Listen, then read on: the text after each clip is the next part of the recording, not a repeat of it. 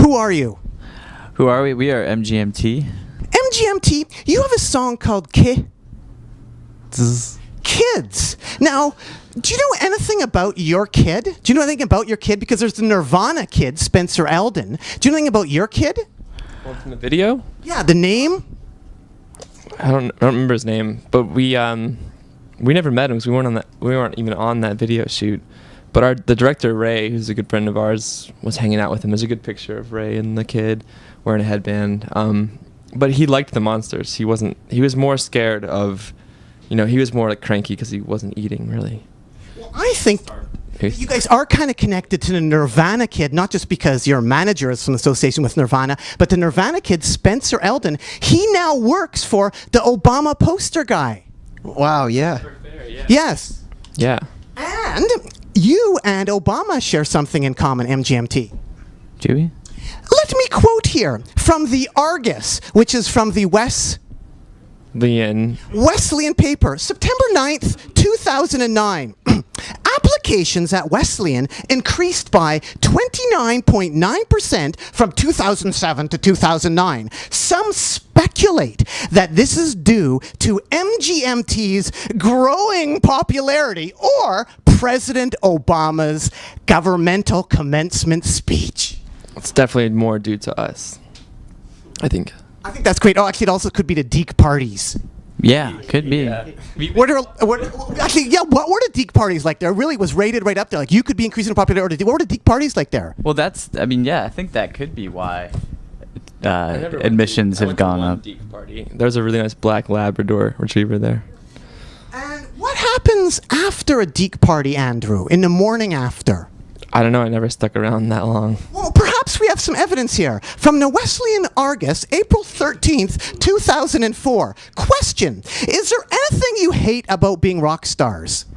Oh, I said... Yeah. Andrew, I don't know. I hate waking up with 16 bitches all over my dick and a broken bottle of Jack on my pillow. Yeah, that wouldn't be post-Deke party, though. That's more like post-naked party or something.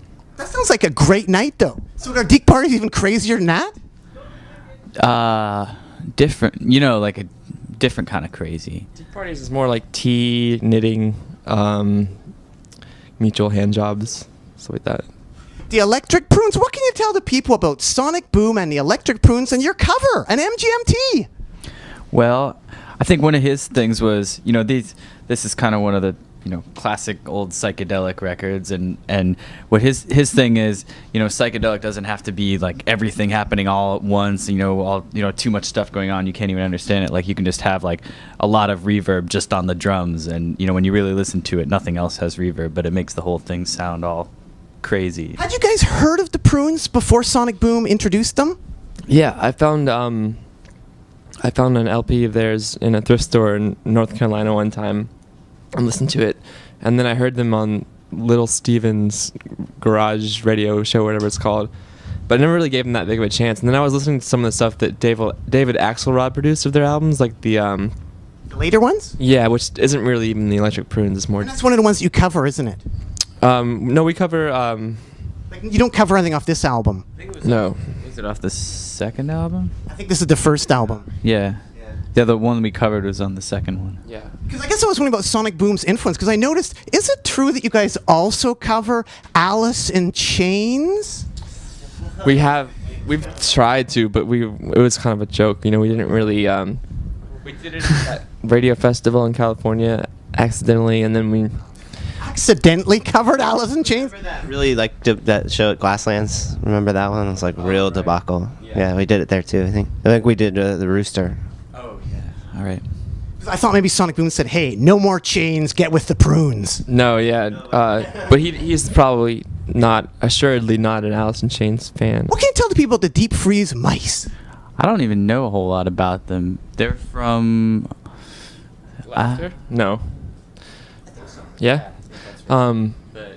We were listening to them when we started writing Congratulations, listening to mostly just like a few songs. What wasn't Down to a Proton is this really cool song, and I Am Big Chief Radio Luxembourg, and is that an album, My Geraniums Are Bulletproof or something? Yeah, it's just kind of just really quirky music.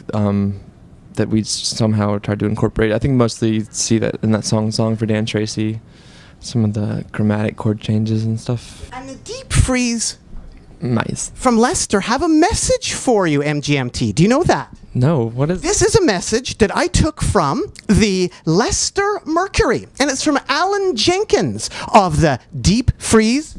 mice? And he says, you can definitely hear a Deep Freeze Mice influence on the Brian Eno track by MGM. It has a resemblance to a tune we created in 1985 called Reading an Agatha I don't know. Christie. See, you do know the song.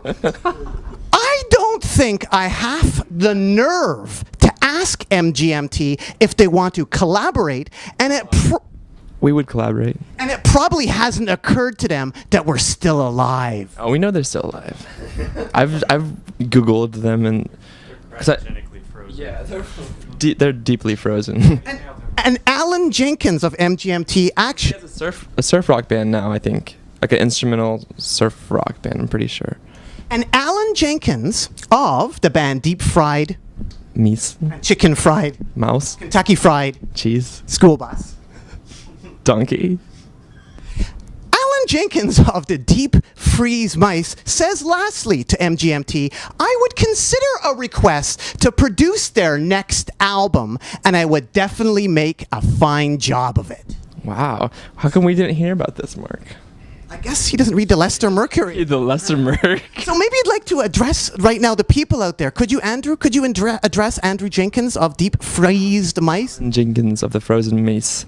Thank you for your kind words, and we would be open to collaborate. And yeah, we should meet you guys. Now, you guys were trying to blame Mark right over there, the legend it is Mark. Come over here, Mark, if you could, just for a second. Mark is a legend, isn't he? Yeah, he's a legend to me, yeah. I mean, like, for instance, Weezer. You worked with Weezer. I didn't actually work with Weezer. And you told Weezer to cover MGMT. Exactly, yeah. It was Like, you have him being able... What do you think of Weezer's MGMT cover?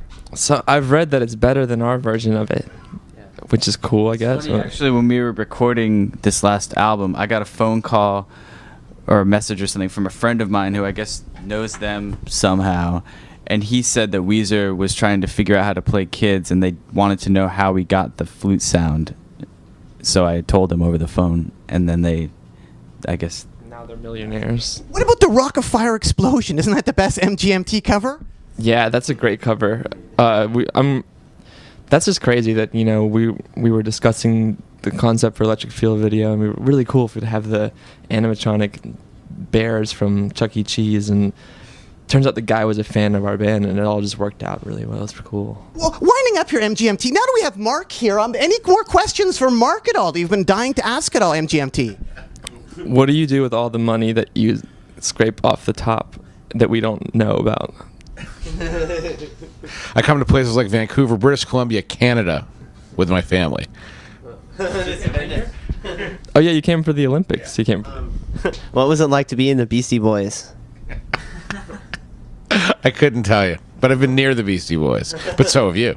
MGMT, keep on rocking in the free world, and do-do-do-do. Doop. Thanks. Thank you.